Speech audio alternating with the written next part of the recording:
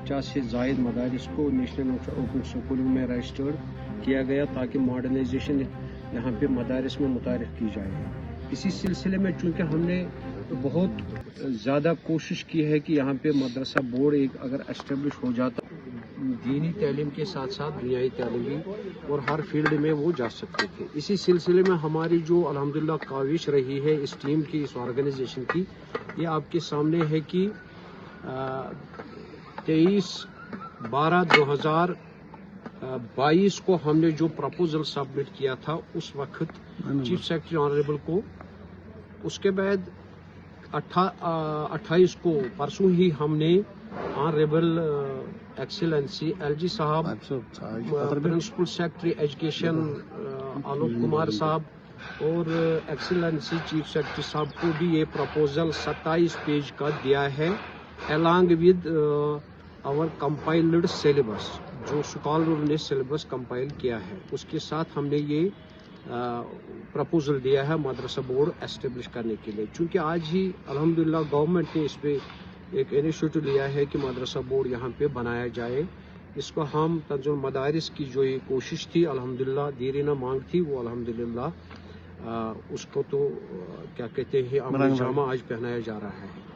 ये तो मकसद मुद्दा यही है, लेकिन इसमें आप कुछ चीज़ें हैं जो हम आप मीडिया के ज़रिए से हम आपके बड़े मशहूर हैं, आपने भी तशरीफ़ लाया यहाँ हमारी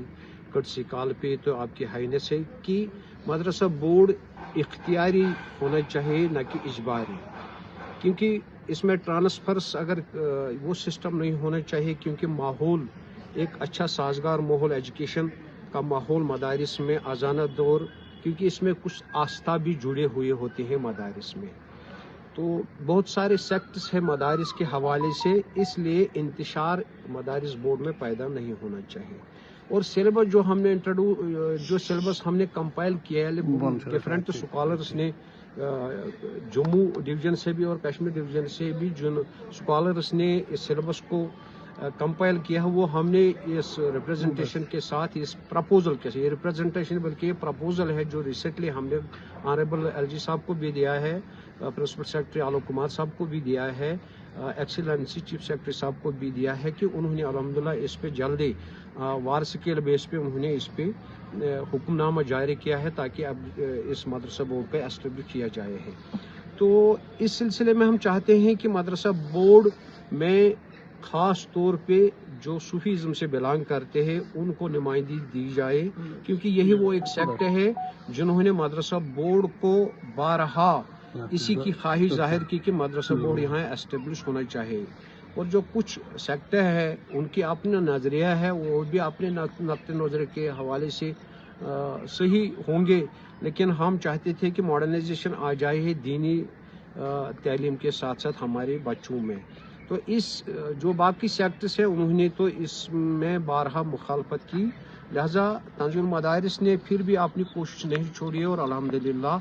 हम अल्लाह के फजल करम से, और हम बड़े मशहूर हैं ऑनरेबल एलजी साहब की, CS साहब के हैं, principal secretary education Alok Kumar साहब की, कि जिन्होंने हमारे इस प्रपोजल को वार स्केल बेस पे इसको फ़ौरन यहाँ डायरेक्टर को कहा है कि एक मदरसा बोर्ड की कमेटी तश्कील दी जाए। उसी सिलसिले में हमने आज पे यहाँ ये हंगामी प्रेस कॉन्फ्रेंस यहाँ पे आपको तकलीफ दिया है ताकि इस हवाले से प्रेस कॉन्फ्रेंस की जाए कि हम इसको खैर मकदम करते हैं, और हम बड़े मशहूर हैं ऑनरेबल एलजी साहब के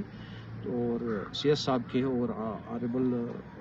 आलोक कुमार साहब जो प्रिंसिपल सेक्रेटरी एजुकेशन है, हमने इनको वो प्रपोजल दिया है। इसके साथ में और एक चीज़ इससे ज़ायद आपको थोड़ा सा तकलीफ देना चाहूँगा कि क्योंकि ये